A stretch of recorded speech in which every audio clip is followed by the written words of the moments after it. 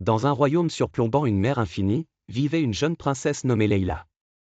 Elle était d'une beauté resplendissante, avec des cheveux dorés et des yeux couleur du ciel, mais son cœur était empli de bonté. Malgré cela, elle vivait une étrange solitude dans son immense palais. Leïla passait des heures à contempler la mer depuis la haute fenêtre de sa chambre ou à profiter du murmure des vagues sur la plage, leurs secrets lui chuchotant des histoires enchantées. Un jour, alors que le soleil déclinait, Leïla s'assit sur un rocher près de la mer.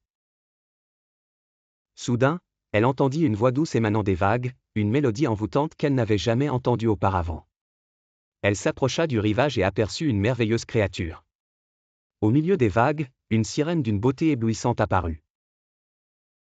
Ses cheveux argentés scintillaient comme un ciel étoilé, et sa queue ornée de couleurs émeraudes brillait sous la lumière du crépuscule.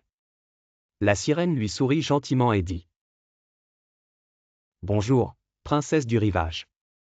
Je suis Nour, la sirène. Depuis longtemps, je t'observe et je ressens une profonde tristesse dans ton cœur. » Surprise, Leïla sentit pourtant une chaleur rassurante dans la voix de la sirène. Elle lui répondit : « Je vis dans un palais rempli de gens, mais je me sens seule.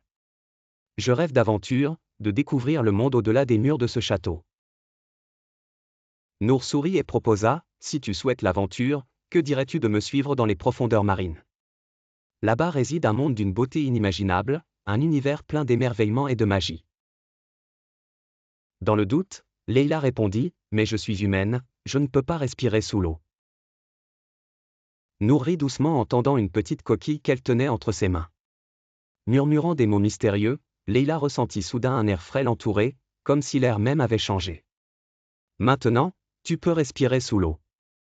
Viens avec moi. » Sans hésiter, Leïla sauta dans la mer aux côtés de Nour. D'abord craintive, elle fut émerveillée par le spectacle qui s'offrit à elle. Le monde sous-marin était stupéfiant. Elle fut fascinée par des récifs coralliens aux couleurs inconnues, de petits poissons lumineux nageant comme des étoiles dans le ciel. Elle croisa des méduses luminescentes, observant lentement d'énormes tortues marines, gardiennes de ce royaume secret. Alors qu'elle s'émerveillait, un appel à l'aide se fit entendre soudainement. Le son provenait d'une île voisine. Nour et Leïla nagèrent vers la source pour découvrir un jeune homme pris au piège d'un filet de pêcheurs. Le jeune homme, fort et courageux, se débattait pour se libérer de sa prison filale. Nour s'exclama : « C'est un humain, il faut l'aider. »